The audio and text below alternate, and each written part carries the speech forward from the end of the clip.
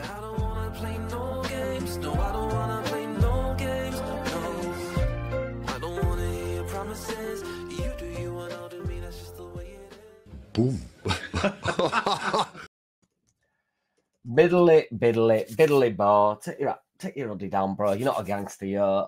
I didn't realise. We knew we were going to be filming it. That's not why we're here. You know what time it is. Get that badger in and on and over here. We're so real in here. We're so comfortable in here that sometimes you get your hood up and you don't even realise you've clicked to go live. You're sending a text. You're not live. You're recording a video, Jackie boy. And then you realise that it's time and it's upon you. And you're sexting. You know, nobody do it how we does it. Shout out to Mimi, Roller Blunt, Mimi and Roller Blunt, Mark Newell and Julie Neri.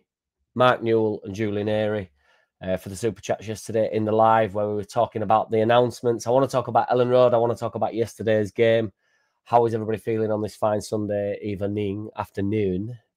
In the afternoon, the announcements were a flop, luckily, you know, much to everybody's dismay, saying that Jack will not be there at 3:15. I was not. We was in the fan zone, my brother having a quick pint. I'm glad I wasn't there for the announcement, truth be told. I thought it was a bit of a misstep from the club, to be honest. I knew it'd be a bit of a wet squid. I just think it made, although it's brilliant for Giles and stuff, you know, brilliant for Radaby, the Leeds legends, club legends. I must say that I thought the board misjudged it. I just think you've just got to tell the truth when things like this are happening, so that people, the rumour mill doesn't start floating around, does it? You know, because I'm going to bed dreaming of Ziyech, you know, beating my meat up to that beautiful long ball that he plays, blasts it across 50, 60 yards, and you just think he's on his way over. And he'd be pretty shit, to be fair, at this point in his career. Probably he's 32.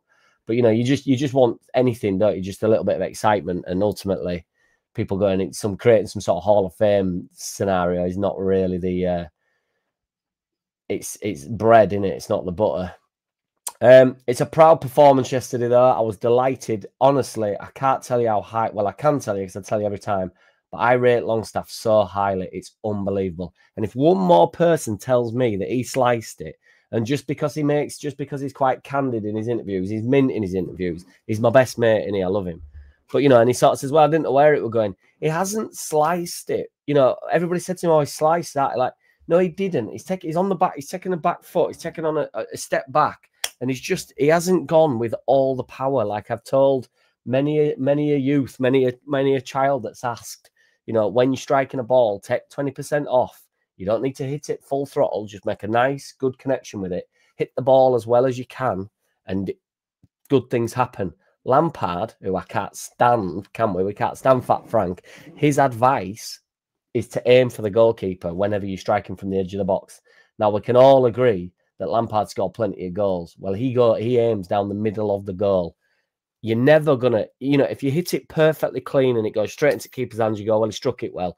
If you hit it slightly off, by the time, you know, if you're 18 yards out, if you know, treat it like if you're hitting a golf ball. Do you know what I mean? That's why, you know, my left foot is potentially more educated than my right foot. My right foot's got the power, but my left foot I'm a bit more focused with. So when I put my foot through it, or if I'm trying to deliver a ball, say, I'm a little bit more, it's more educated because I'm more concerned about the technique. But regardless, it was a brilliant finish, brilliant celebration. I do want to mention the stadium. What's happened, boys and girls and Bob and Mimi, genuinely, when we were 1-0 down, I know football is changing rapidly, isn't it? And I honestly think we've all become mundane and like observing, trying to over-observe the game as though we're all like pundits and analysts. And I know I'm on this fucking channel talking about football and effectively giving some form of an analysis. But while you're in the stadium, I understand it on TV, you know, dissect the game a little bit. But in the stadium, for me, isn't it just about going bonkers for 90 minutes? We went 1-0 down and it was like a library. You could hear the Bournemouth fans for the best part of 15, 20 minutes. They started brilliantly well, granted. But nobody will know who Bournemouth are in 15 years. Who gives a shit about Bournemouth?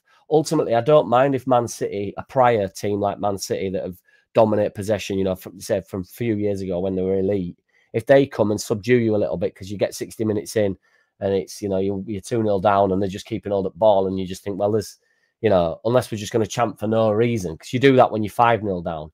But I don't want to be hearing the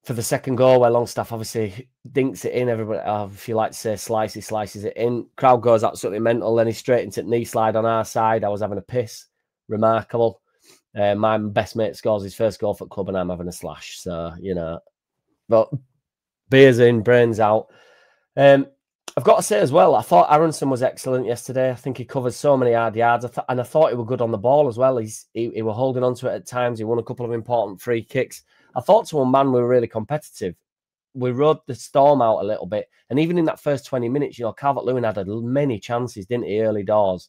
But I know Bamford never used to get away with missing chances. Calvert-Lewin seems to get away with missing chances. What I will say is the two centre-backs, the two Bournemouth centre-backs, wanted absolutely none of that heat from Calvert-Lewin.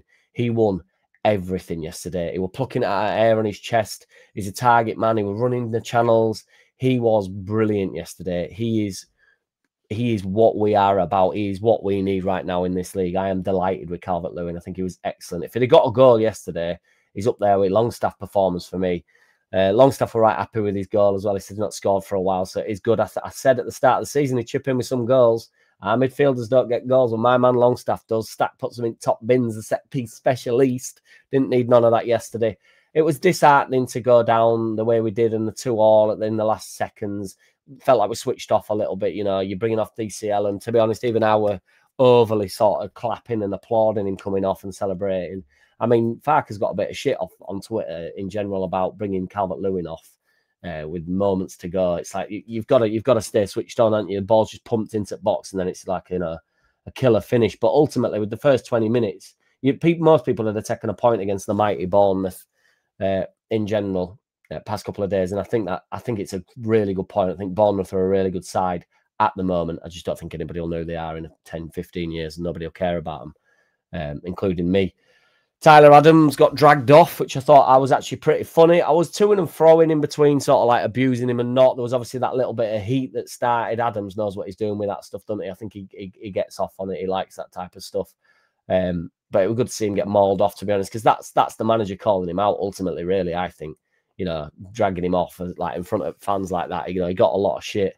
Which is good to see. I didn't care. I just don't care about him, so it doesn't really bother me. But it's only a bit of banter in it. Ultimately, I don't want to be that guy. But you just sort of sending it in at you and just think, fuck him. You know, it was pretty funny at times. So yeah, overall, brilliant point. We move onwards and upwards. We're above scum. The longer we stay above scum this season, the better. You know, unless they end up bottom at league and we need to aim higher, we are looking good. We're in good shape. See where we end. Let's have a look at the table here. Yeah, so we're 11th. Newcastle play today. Everton play today. Yeah, so we could potentially end up a couple of positions lower, but ultimately we can't. We'll at the end of the weekend we will be higher than Manchester United, and you know it, and that's all it's about. But yes, take it easy, everybody. If you could like, subscribe, I proper appreciate every which one of you. Keep sharing the videos and all that stuff that you all do for me. I appreciate you. Take it easy. In a bit. Dog shit. I don't wanna play no games. No, I don't wanna play no games. No, I don't wanna hear your promises. You do you and I'll do me. That's just the way it is. Boom.